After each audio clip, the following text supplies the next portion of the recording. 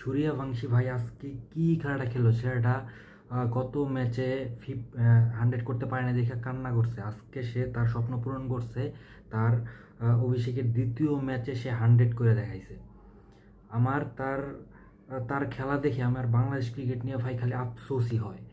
Bangladesh cricket একটা 14 বছরের ছেলে বাংলাদেশ ক্রিকেটে কতটুকু সুযোগ পায়, একটা 14 বছরের ছেলে সে দেখা যায় সে ক্লাবের কোনায় পড়ে থাকে বাংলাদেশে, আর 14 বছর একটা ছেলে আইপিএল খেলতেছে, আইপিএলে যা সেঞ্চুরি করতেছে, মানে এটা আসলে আমি বলবো এটা হচ্ছে পুরাটাই বাংলাদেশ বাংলাদেশের বোর্ডের যে ম্যানেজমেন্ট যারা করে এগুলা, তাদের সম্পূর্ণ দায়ভার এগুলো নিতে হবে। বাংলাদেশের ওদের আইপিএল কতটা কোয়ালিটিফুল ভাই, আর বিপিএল এর আজ পর্যন্ত গত বিপিএল এর টাকা নাকি এখন পর্যন্ত কোনো প্লেয়ার পাইই নেই, অনেক দলের প্লেয়ার। তো এরকম যদি হয় তাদের অবস্থা, মানে তারা বিদেশি প্লেয়ারদেরই ঠিকভাবে সম্মান দিতে পারে না। সেইখানে বাংলাদেশের একজন 14 বছরের ছেলে সে তাকে দলে জায়গা দিবে, এইটা ভাবা ভাই আহামরি অনেক কিছু। ভাই আমি বলবো ভাই, সূর্যবংশী আজকে যা করে দেখাইলো, এটা হচ্ছে বাংলাদেশের যারা উপর মহলে বসে আছে বোর্ড প্রেসিডেন্ট হয়ে, তাদের চোখে আঙুল দিয়ে দেখাই দিল, মানে সুযোগ পাইলে একটা 14 বছরের ছেলেও কি করতে পারে।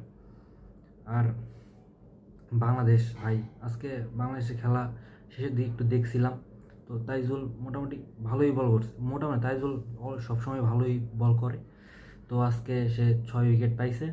তো এই জন্য বাংলাদেশ কিন্তু প্রথম দুইটা সেশন খুবই মানে ব্যাকফুটে ছিল।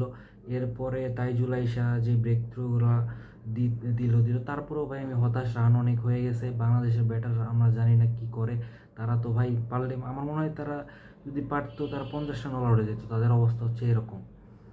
তো যাই হোক ভাই, আজকে সূর্যবংশীর খেলা দেখে ভাই খুবই ভালো লাগছে ভাই। একটা 14 বছরের ছেলে, ইন্ডিয়ার ভবিষ্যৎ, তারা যে কীভাবে ইন্ডিয়ার যে সামনে কি করবে, তাদের যে ইয়াংস্টারগুলো আসতেছে নেক্সট ওয়ার্ল্ড কাপ ইন্ডিয়ায় নিবে যা মনে হচ্ছে। তো বন্ধুরা, এই তো, ভালো থাকো, আল্লাহ হাফেজ। একটা লাইক, একটা কমেন্ট আর চ্যানেলটা সাবস্ক্রাইব করে দিও। টাটা।